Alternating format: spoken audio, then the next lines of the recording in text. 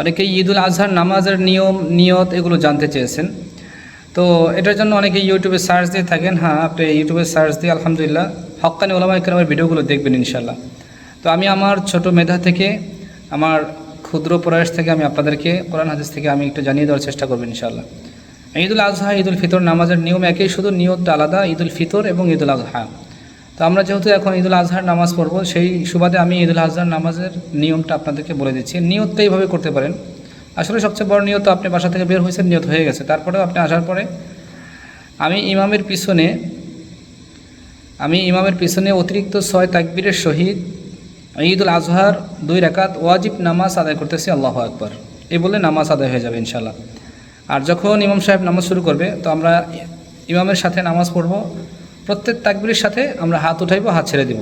এটা হচ্ছে আমাদের কাজ। আর ইমাম সাহেবের কাজ হচ্ছে, যারা ইমামতি করেন অনেক সময় এটা খেয়াল থাকে না, ঈদুল আজহার নামাজ, ঈদুল ফিতরের নামাজ, খুতবাটা কখন হবে এরকম।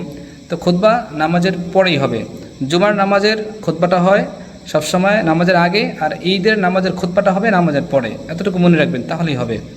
তো আমরা প্রথমে ঈদের নামাজ আদায় করে ফেলবো, তারপরে খুতবা দেব। তো আমরা একটু পরে আসি আস্তে আস্তে।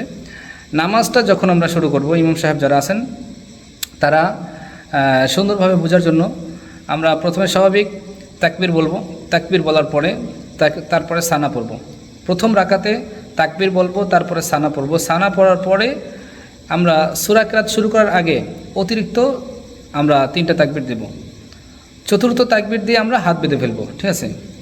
হাত বেঁধে 3টা তাকবীর দিবেন। 3 তাকবীরের পরে আমরা হাত বেঁধে ফেলবো। হাত বেঁধে ফেলার পরে আপনারা এবার নামাজের যে সমস্ত সূরা কিরাত যেগুলো পড়তে হয় সব পড়বেন। স্বাভাবিকভাবে এই রাকাত শেষ করবেন, অর্থাৎ রুকু সিজদা যা আছে সব শেষ করবেন। তারপরে দ্বিতীয় রাকাতে উঠবেন। ওঠার পরে, তো প্রথম রাকাতে ছিল কি, সূরা কিরাত পড়ার আগে 3টি অতিরিক্ত তাকবীর। দ্বিতীয় রাকাতের মাসালা হলো, আপনি সূরা কিরাত সব কিছু পড়ে রুকুতে যাওয়ার আগে খুব মনোযোগ সহকারে, অনেকের কিন্তু ঈদের নামাজে খুব ভুল হয়, যেন ভুল না হয়। ভুল হলে আপনি যেখানে ইমামতি করেন আপনার এটা মানুষের দৃষ্টিগোচর হবে, সমালোচনা করবে। আর মানুষের কাজ তো শুধু সমালোচনা করা, ভুল তো হইতে পারে, কিন্তু মানুষ শুধু সমালোচনা করে। তো এই জন্য আপনি একটু খেয়াল করে দ্বিতীয় রাকাতে সূরা কিরাত মিলিয়ে তারপরে রুকুতে যাওয়ার আগে অতিরিক্ত 3টা তাকবীর, চতুর্থ আরেকটা তাকবীর দিয়ে আপনি রুকুতে যাবেন। তার মানে এটা হলো রুকুর তাকবীর। এরপরে আবার স্বাভাবিক নিয়মে আপনি দুরূদ শরীফ, আত্তাহিয়াতু, দুরূদ শরীফ, দোয়া মাসুরা সব পড়ে তারপর আপনি সালাম ফিরাবেন। তো এইভাবে করে ঈদের নামাজ আমরা আদায় করবো ইনশাল্লাহ। এরপরে আমরা নামাজের পরে 2টা খুতবা দিব, ঠিক আছে?